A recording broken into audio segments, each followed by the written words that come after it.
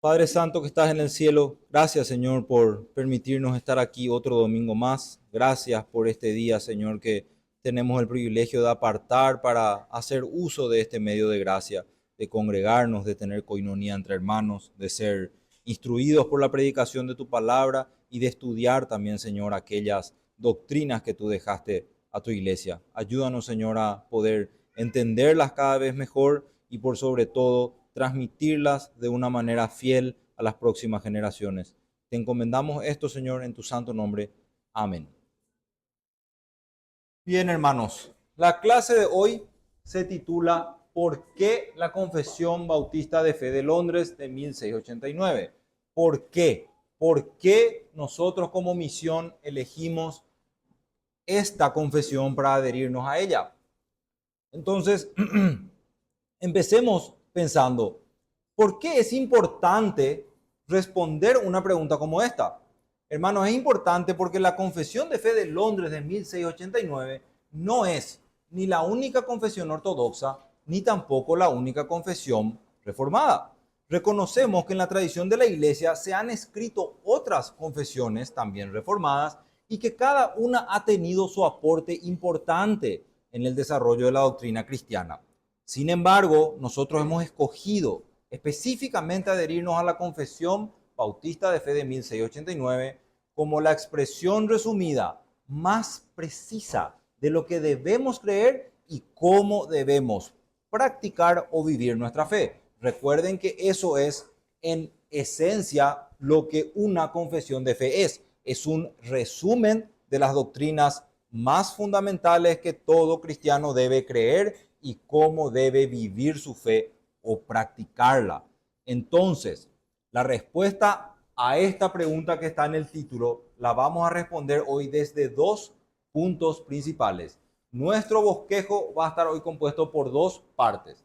En primer lugar, vamos a mirar el concepto de desarrollo o crecimiento y lo vamos a desarrollar a la luz de las parábolas de Jesús. Quiero que entendamos el concepto de desarrollo o crecimiento. Y luego, una vez entendido eso, vamos a conectar ese concepto con un poco de historia de la iglesia hasta llegar al año 1689. Evidentemente, por una limitante de tiempo, no va a ser un estudio de historia exhaustivo, sino los hitos más importantes que debemos conocer para poder responder a la pregunta del título. Yo espero que a través de estos dos puntos nosotros podamos entender mejor por qué hemos decidido comprometernos con esta confesión de fe en particular. Entonces, pueden ir abriendo por favor sus Biblias en Mateo capítulo 14. Vamos a desarrollar nuestro primer punto, que es el concepto de desarrollo o el concepto de crecimiento a la luz de las parábolas de Jesús. Vamos a recordar primeramente por unos minutos a Juan el Bautista. Vamos a recordar a él cuando fue llevado preso. Le quiero pedir a alguien que lea Mateo capítulo 14, versículos 1 al 5. Mateo 14, 1 al 5, ¿puede leer alguien?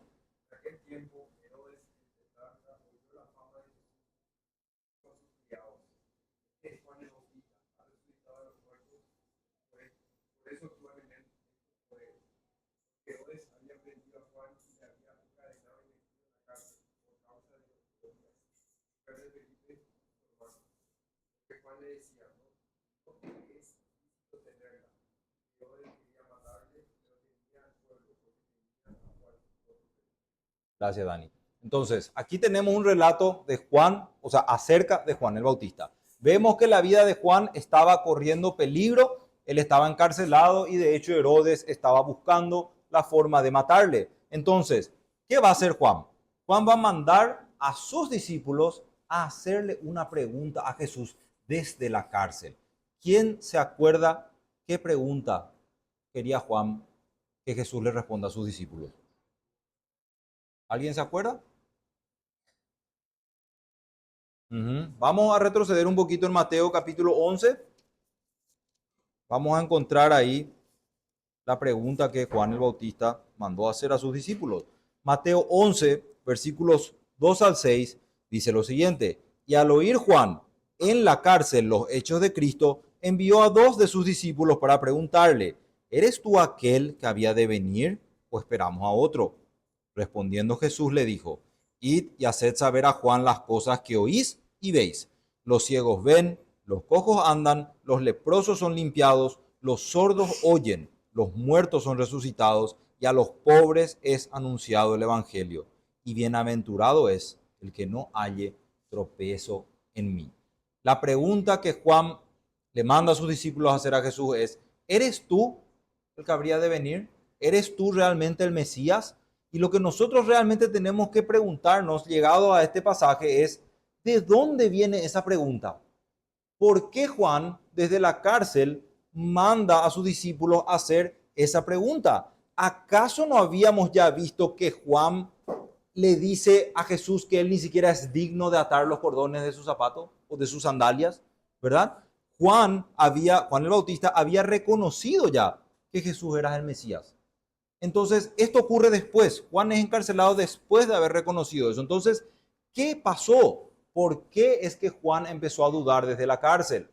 El motivo, hermanos, es que Juan no tenía un concepto correcto del reino de Dios. La visión que él tenía del reino de Dios era una visión conforme a sus ideas, algo que él había creado en su mente, que había generado en su mente y que estaba mayormente basado en lo que los discípulos tenían o recordaban o sabían del Antiguo Testamento. En el Antiguo Testamento muchas veces se hablaba de un rey que vendría a reinar en Sion. Así se refería el Antiguo Testamento al Mesías. Entonces, ¿qué es lo que los discípulos están esperando como llegada del reino? Que haya un rey que derrote a todas las naciones enemigas, que se viva un periodo de paz y gloria en la tierra porque el rey ha venido. Sin embargo, ¿dónde está Juan el Bautista? En la cárcel y a punto de ser ejecutado por seguir los mandamientos de Jesús, por obedecer a Jesús. Él está en la cárcel y a punto de ser ejecutado. Entonces, si nosotros miramos a Juan el Bautista, a los apóstoles y a los discípulos en su contexto inmediato, es sumamente razonable que hayan dudado, ¿verdad? Dudaban de la llegada del reino porque ellos veían a los romanos realmente siendo los que gobernaban y con mano dura. Pero nuestro Señor no dejó a sus discípulos sin respuesta. El Señor se encargó de explicarles el reino a todos los que estaban alrededor de él. ¿Cuál era la idea del reino que ellos no estaban captando? La respuesta a esa pregunta se encuentra revelada en forma de parábolas. Y vamos hoy a enfocarnos en Mateo capítulo 13 y las parábolas que están ahí contenidas. ¿Por qué? Porque esas parábolas son una forma de enseñar verdades acerca del reino de diferentes perspectivas. Entonces, eso es lo que vamos a hacer en el primer punto, hermanos. Vamos a ver la idea de desarrollo o crecimiento y vamos a utilizar las parábolas de Jesús para hacer esto. El capítulo 13 de Mateo, pueden acompañarme ya ahí, vamos a quedarnos en el capítulo 13 un rato. El capítulo 13 de Mateo está lleno de parábolas que contienen enseñanzas fundamentales para nuestra escatología o para nuestro entendimiento del fin de los tiempos. A través de estas parábolas, nosotros podemos comprender con mayor claridad los eventos futuros que han de venir y adoptar, hermanos, una perspectiva correcta acerca del futuro. Lo primero que tenemos para analizar en Mateo 13 es la parábola del trigo y la cizaña. Quiero pedirle a alguien si puede leer Mateo capítulo 13, versículos 24 al 30, toda la parábola. Mateo capítulo 13, 24 al 30, parábola del trigo y la cizaña. ¿Vale?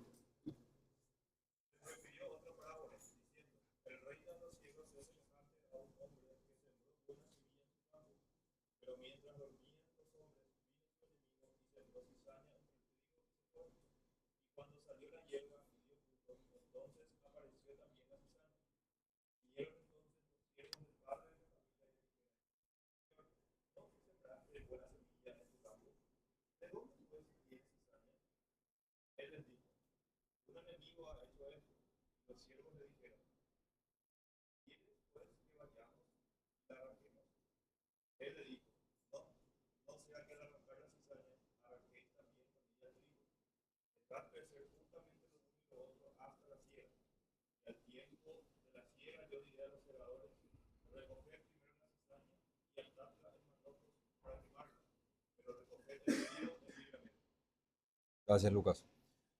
Hermanos, la primera clave que nosotros tenemos que identificar en esta parábola es que el Señor dice, el reino de los cielos es similar. Esto nos enseña el propósito de las parábolas.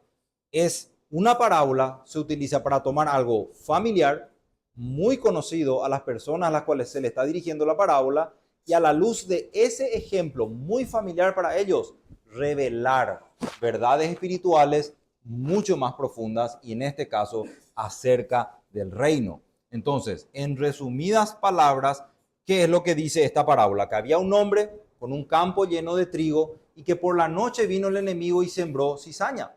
Un tiempo después, los siervos van al campo y se dan cuenta que hay cizaña que está creciendo con el trigo. Entonces van a su señor y le dicen, Señor, vemos que hay cizaña que está creciendo entre el trigo. ¿Quiere que arranquemos la cizaña?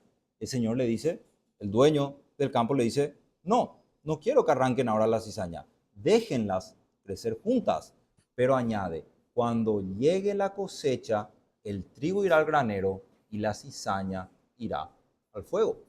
Nuestro Señor nos está diciendo que el reino de los cielos es similar a esta historia que está en la parábola. Está usando, como le había dicho, algo conocido y familiar para explicar cómo será el reino de los cielos. Y esta es la clase de respuesta que Juan el Bautista necesitaba desde la cárcel.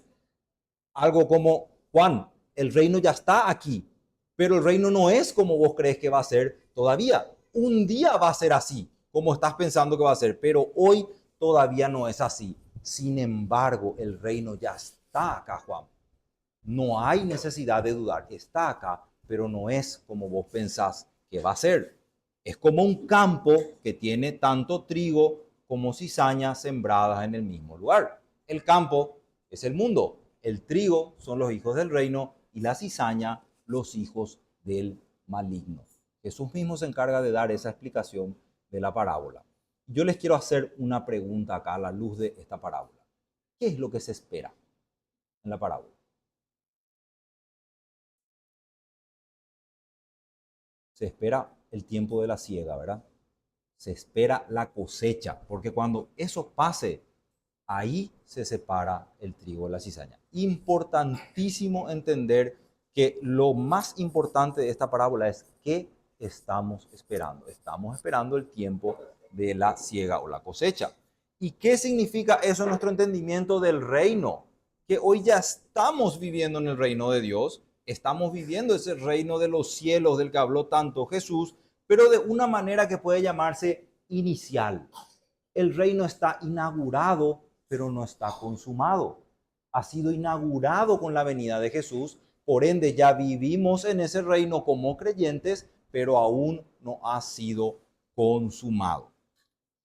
Por un lado eso. Pero por otro lado, hermanos, otra cosa que es en lo que más quiero enfocarme yo hoy en cuanto a esta parábola, es que el Señor utilizó otras parábolas muy similares a estas con la idea de crecimiento o desarrollo del reino de Dios. ¿Qué es lo que sigue en nuestro capítulo 14, 13 de Mateo?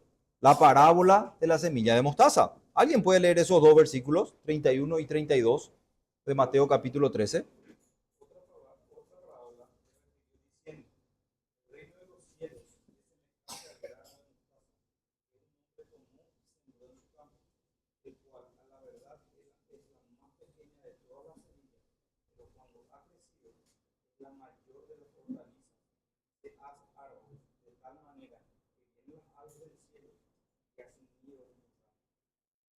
La parábola de la semilla de mostaza, que es la que le sigue y que es una muy conocida, también luego a esa misma le sigue la de la levadura, que es similar. Pero pensemos ahora en la semilla, en ese grano de mostaza. Según la parábola, ¿qué tan grande es la semilla de mostaza? Dice que es la más pequeña de todas, ¿verdad? Pero ¿qué pasa un tiempo después que se siembra esa semilla? se convierte en un enorme árbol, en un árbol en el que después las aves pueden venir a posarse sobre él. De vuelta, hay algo importante que tenemos que ver en esta parábola y no es tratar de interpretar quiénes son las aves en la punta de ese árbol. Lo importante realmente de esta parábola es que hay un movimiento que se está dando. Desde que el grano más pequeño de mostaza es sembrado hasta que crece para ser un gran árbol, vemos un movimiento o un concepto de desarrollo y de crecimiento. Lo mismo vamos a encontrar en la siguiente parábola, que es la parábola de la levadura. ¿Qué pasa con la levadura en esa parábola? ¿Cuánta levadura se necesita para leudar toda una masa? ¿Quién me puede decir? Poca, poca levadura. Sin embargo, con el tiempo, ¿qué hace esa levadura? Termina leudando toda la masa. En esa parábola también se está hablando del reino, hermanos. Se nos dice que es como la levadura que empieza de a poco. ¿Cómo empezó el reino de los cielos con nuestro Señor? ¿A cuántos eligió primero Él? A 12. Esos 12 rápidamente se convirtieron en 120. Y así nosotros vamos mirando cómo eso crece y qué es lo que vemos que ha pasado a través de los siglos. La iglesia no ha dejado de crecer. Han sido más y más y más. Entonces, de vuelta, la idea es pequeño, empieza pequeño, pero va desarrollándose o va creciendo. Esa idea de desarrollo o crecimiento en las parábolas es sumamente importante y yo quiero que enfoquemos nuestra mente en eso para entender, aunque parezca todavía que no se conecta, para entender por qué nosotros elegimos la Confesión Bautista de Fe de Londres de 1689. Veamos ahora, se entiende la idea de desarrollo y crecimiento del reino, ¿verdad? A la luz de las parábolas. Vamos a aplicar ahora esa idea con respecto a la doctrina de la iglesia. Quiero que me permitan hacer ya un poquito de historia de manera muy resumida, pero espero suficiente para poder explicar esto. Cuando los apóstoles estaban vivos, la revelación de Dios venía a través de ellos y vino antes a través de los profetas, ¿verdad? Ellos escribieron la palabra revelada por Dios, pero hubo un momento en el que los apóstoles murieron, ¿verdad? Salieron de la escena. No se volvió a elegir más apóstoles, porque su oficio tenía un propósito muy específico. Era un oficio muy particular para un tiempo particular en la historia de la iglesia. Ellos, según 1 Corintios 3 lo dice Pablo, iban a poner el fundamento sobre el cual se levantaría todo el edificio. Dice Pablo en 1 Corintios capítulo 3, yo como perito arquitecto he puesto el fundamento. Y continúa ese pasaje explicando, y luego, ¿qué pasa después de que ellos pusieron el fundamento? Los demás sobreedifican o edifican sobre ese fundamento. Entonces, esta idea es fundamental en nuestro entendimiento de la iglesia. Se ha puesto un fundamento y se irá edificando sobre ese fundamento de los apóstoles. Así que los apóstoles mueren y así como un edificio, el fundamento ya no necesita ponerse. El fundamento está listo, pero los apóstoles ya no están. ¿Qué va a pasar ahora con la iglesia? El historiador y profesor Carl Truman dice que hay dos cosas sumamente importantes que ocurrieron cuando los apóstoles murieron. En primer lugar, hubo una gran problemática sobre, ¿y ahora quién va a liderar la iglesia? Ya no queda ni un apóstol. ¿Quién va a liderar la iglesia? ¿Cómo va a funcionar la iglesia? Porque ellos funcionaban como una especie de pastores universales de la iglesia en su tiempo de la historia de la iglesia. Y el Nuevo Testamento responde a esa pregunta. Se ordenarían pastores oficiales en cada congregación que sean quienes liderarían la iglesia. Pero la segunda pregunta era igualmente de importante. ¿Qué vamos a creer ahora? ¿Qué es lo que tenemos que creer después de ellos? ¿Cuál es la verdad que nosotros ahora tenemos que sostener? Porque mientras ellos estaban vivos, ¿quiénes eran los que determinaban qué se tiene que creer? Eran los apóstoles, ¿verdad? En la época nosotros vemos cómo Pablo manda las cartas, eran los apóstoles y lo dejaban por escrito. Pero cuando ellos salen de escena, es como si la iglesia se queda huérfana. Ya no hay un apóstol Pablo para escribir cartas a las iglesias de Galacia, advirtiéndoles o exhortándoles de que no se aparten del verdadero evangelio. Entendemos nosotros en su contexto que habrá sido realmente genuina esta duda y este miedo de ellos de ya no tenemos a los apóstoles, ¿verdad? Nosotros tenemos que entender eso. Esa parte del plan de Dios es donde nosotros vemos que se conecta la idea de desarrollo o crecimiento que vimos en las parábolas. La iglesia, al igual que el reino de los cielos, en ese momento era algo chiquito que tenía que ir desarrollándose con el tiempo y de una manera providencial, y eso es lo que vemos que el Señor iba a mostrarnos. Entonces, algo que yo quiero hacer acá un paréntesis para que ustedes también entiendan y van a ver después cómo este argumento no es realmente muy válido, es que hoy y siempre vamos a encontrarnos con personas, mayormente detractores del confesionalismo o de cualquier tipo de adherencia a confesiones de fe, que digan lo siguiente: si yo quiero saber cómo era la iglesia y cómo debe funcionar la iglesia, yo debo ir a los escritos más antiguos que yo pueda encontrar. Si encuentro escritos del año 150 después de Cristo, lo que ellos digan, eso es lo que yo voy a hacer, porque esa era la iglesia más pura. Murieron los apóstoles y yo me quedo con eso, me quedo con los escritos más antiguos que tiene la iglesia. Y cuando uno lee realmente estos escritos antiguos, a los que muchas veces llamamos padres apostólicos, los padres de la iglesia más adelante, hay algo fascinante que estas personas encuentran en esos escritos, y es que estos hombres fueron enseñados directamente por los discípulos. Eso es algo realmente que a cualquiera que lee le fascina. Los mismos discípulos le enseñaron a ellos. Debe ser la enseñanza más pura la que tuvieron.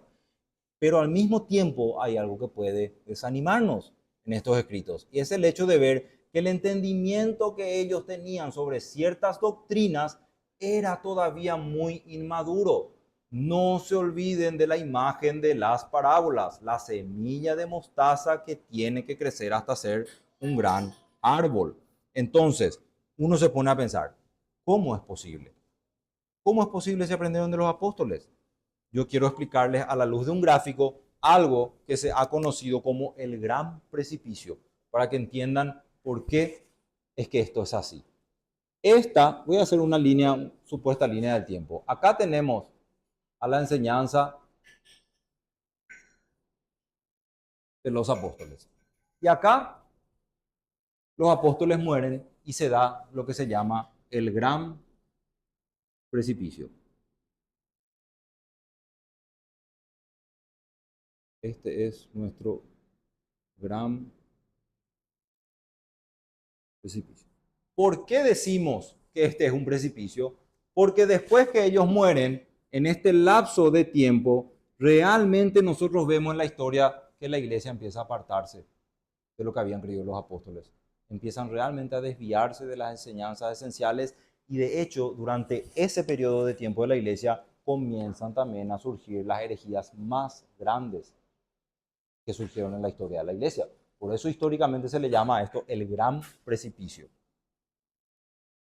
Ahora, ¿qué pasaría si la historia de la iglesia continúa en esa dirección?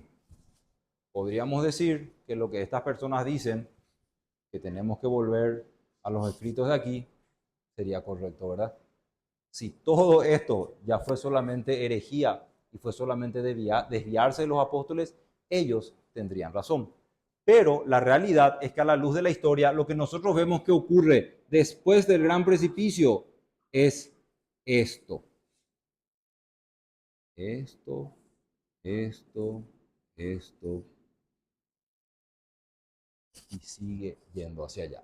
No se quedó la iglesia en ese precipicio. Es muy importante que nosotros entendamos eso. Si ese precipicio fuera el final de la historia, entonces sí, lo que yo les acabo de leer sería verdad. Deberíamos quedarnos con a lo mejor los padres más antiguos, los escritos más antiguos de la iglesia, y no avanzar en absoluto. Pero lo que nosotros tenemos que hacer es entender el precipicio a la luz de qué? A la luz de la idea del desarrollo o crecimiento en la doctrina de la iglesia. La doctrina de la iglesia es como la semilla de mostaza. La iglesia cayó en este precipicio porque ellos eran como niños. La iglesia tenía el enorme y precioso tesoro que le habían dejado los apóstoles con sus enseñanzas. Pero de la misma manera que un niño pequeño no entiende completamente lo que posee en sus manos hasta que crece, hasta que madura y hasta que aprende otras cosas, la iglesia tampoco aún tenía los dogmas o las doctrinas completamente desarrolladas. La analogía que estoy haciendo es similar a que yo le dé hoy a mi hijo de 1 año y medio un billete de 100.000 guaraníes. Él no tiene idea de lo que tiene en sus manos, pero yo les pregunto, ¿vale menos ese billete por eso? Porque él no sabe lo que tiene, ese billete no vale 100.000. Sigue valiendo 100.000, ¿verdad?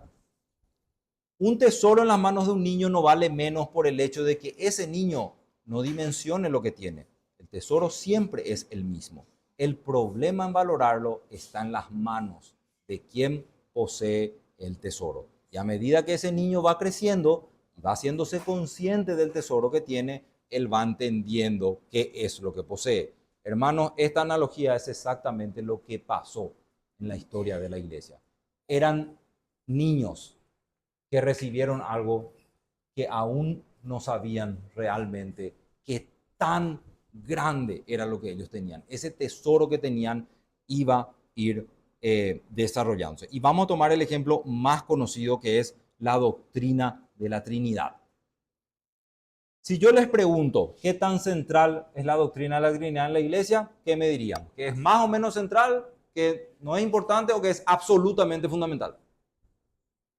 Absolutamente fundamental, es absolutamente importante, es una doctrina central de la iglesia. Quien niegue la Trinidad no puede ser nuestro hermano.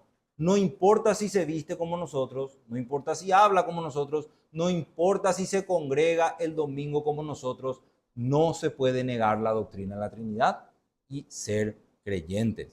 Ahora, la doctrina de la Trinidad, así como nosotros hoy la tenemos, llevó 300 años desarrollarse. No estaba con las palabras que está hoy en este punto. Unos 300 años nos demoramos como historia, como iglesia en la historia, para desarrollarla, para poder formularla como nosotros la confesamos hoy. Un Dios en tres personas, un Dios en tres subsistencias, las cuales son Dios, infinitos en ser, perfecciones, dignidad, son uno y son tres a la vez. Esa formulación, hermanos, no estaba en ese punto de la historia todavía. Pasaron 300 años hasta que la iglesia pudo afianzarse y comenzar a confesar la Trinidad con ese lenguaje. La realidad de la Trinidad está en el Génesis. Cuando Dios dice hagamos al hombre, Dios está hablando ya en plural. Ese tesoro está en el primer libro de la Biblia, pero no está como un Dios que tiene tres subsistencias, ¿verdad? Pero está ahí. El tesoro está ahí. Así que el niño tiene ya el tesoro en sus manos, pero todavía no tiene idea cuán valioso es el tesoro que tiene en sus manos, ¿verdad?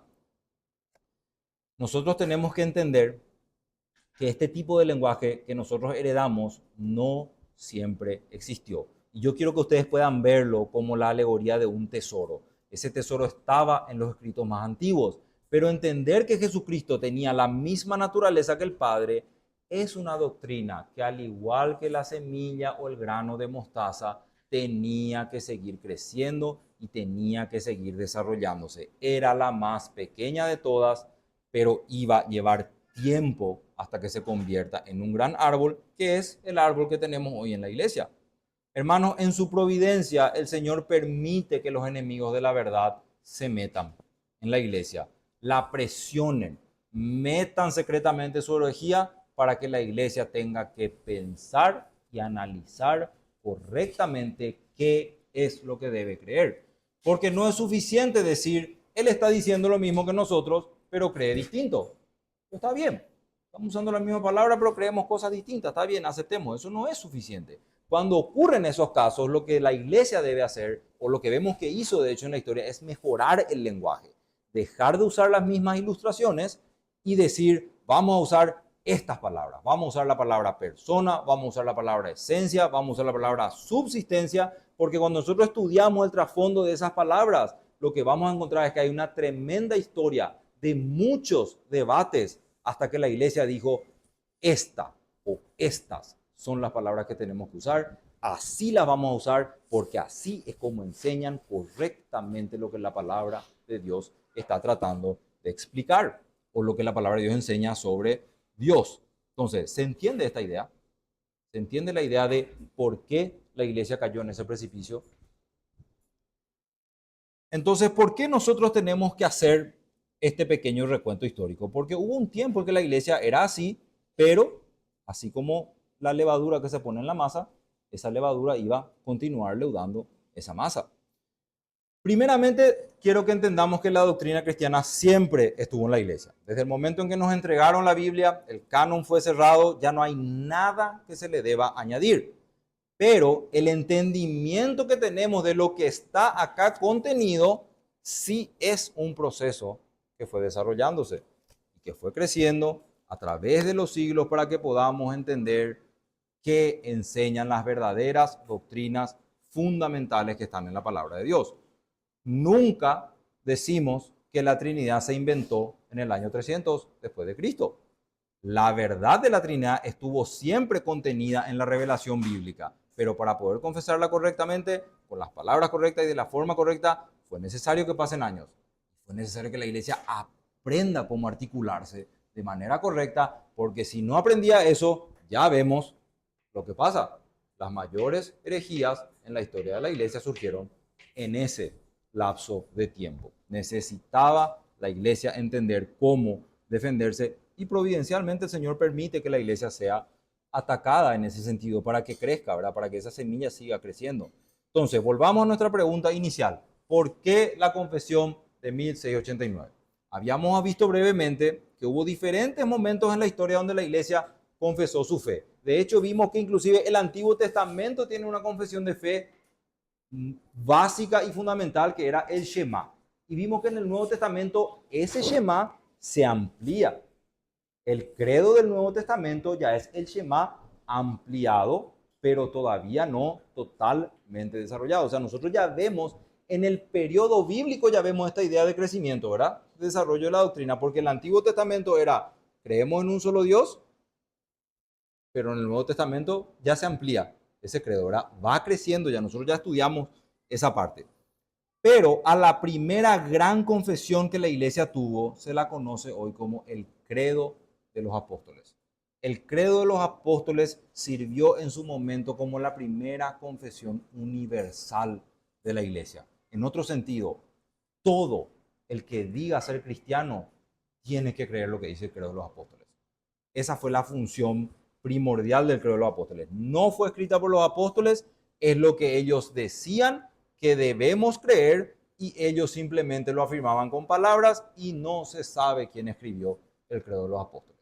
Solamente se entiende o se reconoce que esa era la enseñanza de ellos y alguien lo dejó por escrito y se adoptó y se le puso el nombre de credo de los apóstoles. ¿Qué tenemos ahí? ¿Crees que Dios es el creador del cielo y la tierra? Sí.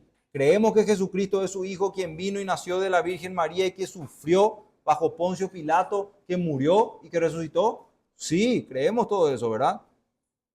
¿Crees en el Espíritu Santo, en la comunión de la iglesia y en que Él volverá por segunda vez? Sí, es el credo cristiano más básico y universal que hay. Cualquiera que niegue ese credo no puede decir que es cristiano. Pero teniendo esto en cuenta, uno puede llegar a preguntarse, si esa es la expresión universal más ortodoxa que tenemos, ¿por qué no simplemente adoptar eso como confesión? ¿Por qué no hacer una iglesia universal sin denominaciones y todos creemos en el credo de los apóstoles? Una pregunta válida, ¿verdad?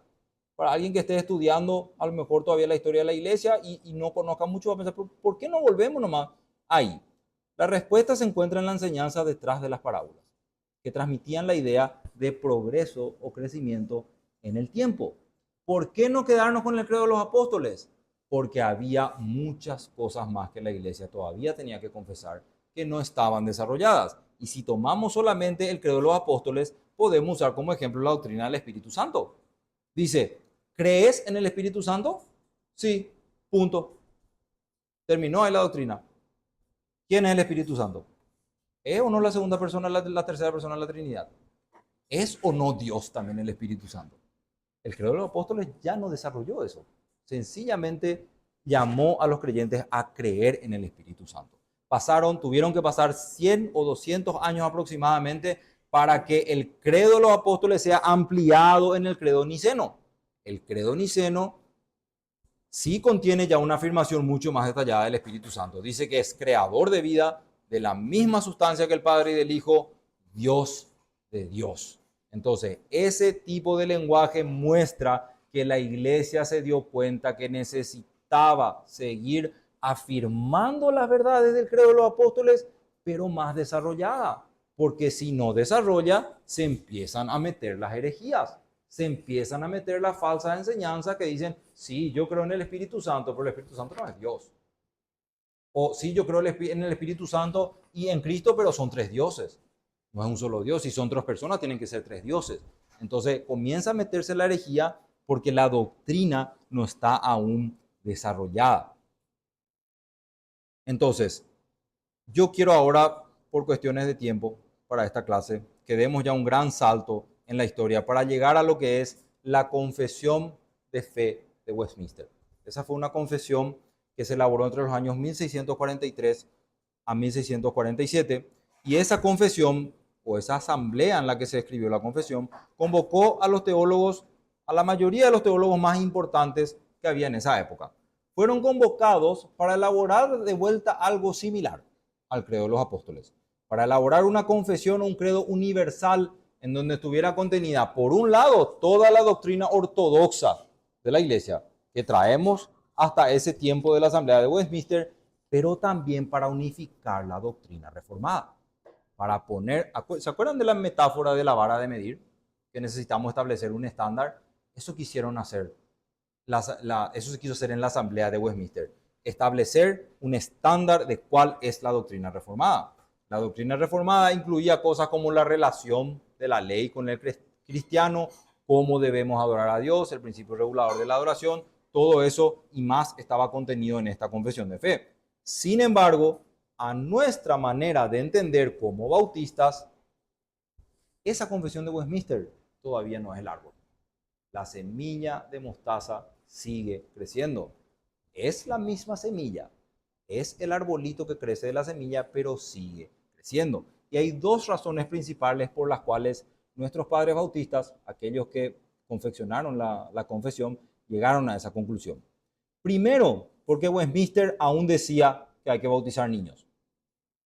Y en segundo lugar, porque Westminster en su versión original decía que la iglesia y el Estado están unidos y también que la autoridad de la iglesia descansa solamente sobre los pastores. Entonces, ¿qué es lo que ocurre en el siguiente paso de la historia? Llegamos a lo que se puede llamar la primera revisión de la Confesión de Westminster, que apareció en forma de declaración, que se llama la Declaración de Saboya. La Declaración de Saboya fue presentado por un grupo de hermanos que se denominaron los congregacionalistas.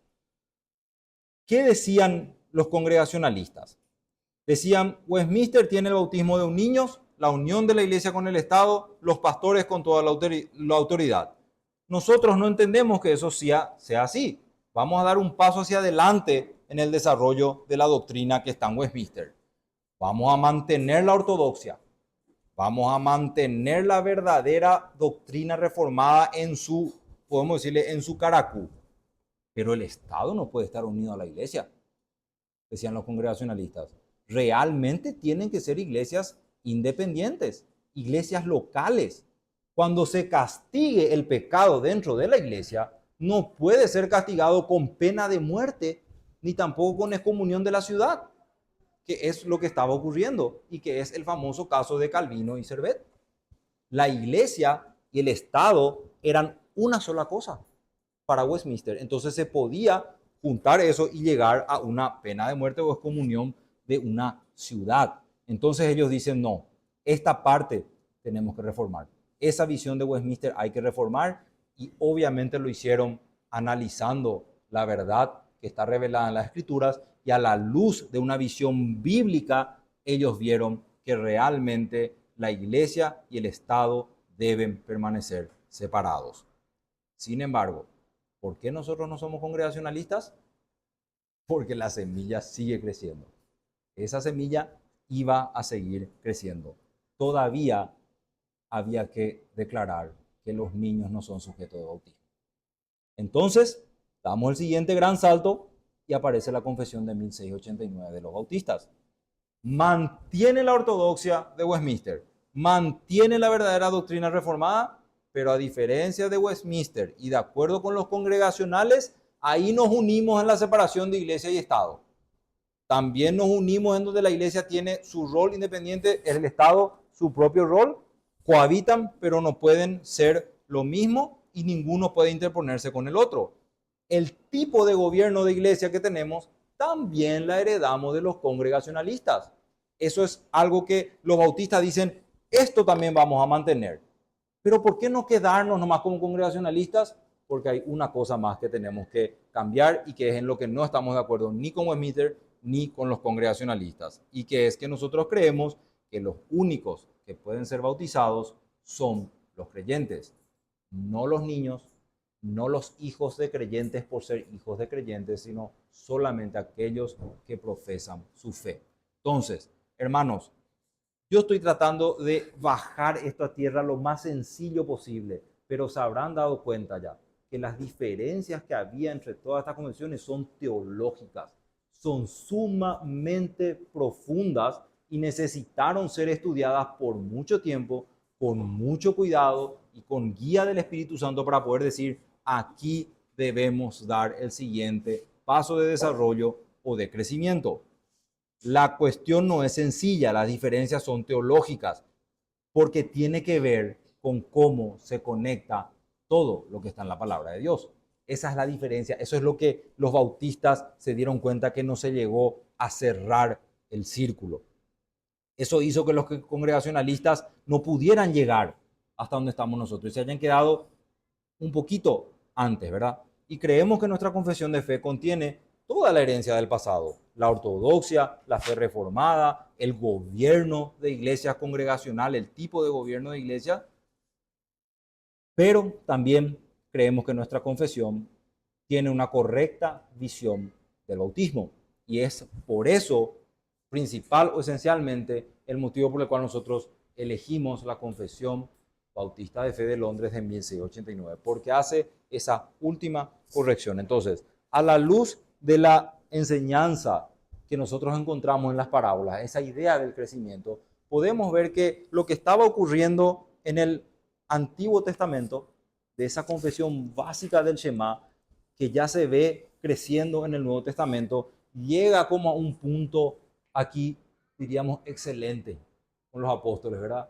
Teniendo revelación directa de Dios, revelación divina, pero cae en el precipicio.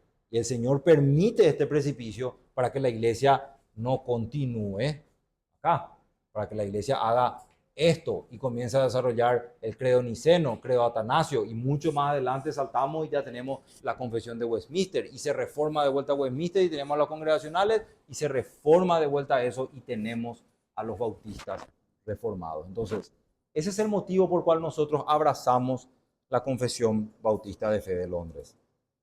Pero yo sé que alguien puede estar haciéndose una pregunta en su mente ahora mismo y es, ¿quiere decir que en 1689 dejó de crecer la semilla?